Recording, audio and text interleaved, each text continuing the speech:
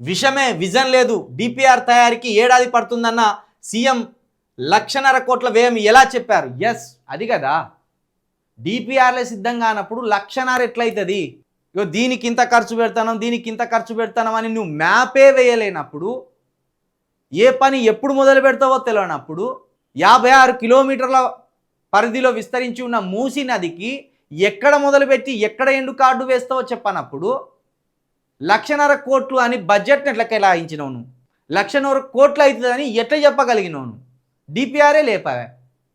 Project detailed రిపోర్టే నీ చేతిలో లేనప్పుడు, డీటెయిల్డ్ ప్రాజెక్టు రిపోర్టుకు సంబంధించి డీటెయిల్సే లేనప్పుడు 1,50,000 కోట్ల అని నువ్వు ఎట్లా చెప్పినావు?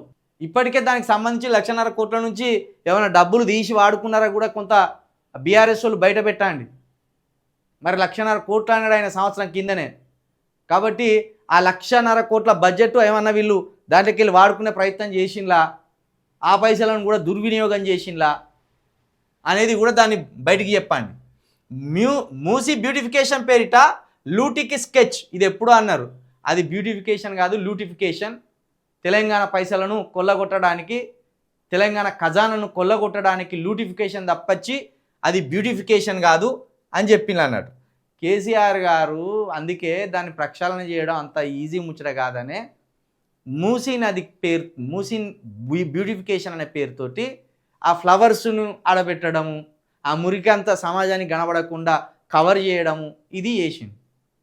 కొన్ని చోట్ల వరదలు రాకుండా కూడా ఆ గుంతలు కట్టింది. బ్లాక్ లిస్ట్లో పెట్టిన మెయిన్ హార్ట్కు కాంట్రాక్ట్, బ్లాక్ లిస్ట్లో పెట్టిన మెయిన్ హార్ట్కు కాంట్రాక్ట్ అంటే మరి రేవంత్ రెడ్డి గారికి హార్ట్ లాంటి వ్యక్తి కావచ్చు ఆయన. బ్లాక్ లిస్ట్లో పెట్టిన కంపెనీకి కాంట్రాక్ట్ ఇచ్చిందట, మరి ఎవరు ఆయన? కాంగ్రెస్ టీడీపీ పాలనలోనే మూసి కలుస్తాం, BRS working president KTR fire. నిజమే, మరి అది అందరికీ తెలిసిన ముచ్చటే కదా. బీఆర్ఎస్ అంటే 10 ఏళ్ల క్రితం వచ్చింది, మరి బీఆర్ఎస్ కంటే ముందున్న ప్రభుత్వాలు ఏంటిది, కాంగ్రెస్ టీడీపీ అనే. కాబట్టి వాళ్ళ హయాంలోనే మొత్తం హైదరాబాద్ మొత్తం నాశనం అయిపోయింది. రేవంత్ రెడ్డి గారి ఓనర్ ఆధ్వర్యంలోనే హైదరాబాద్ మొత్తం ఆగమైపోయింది.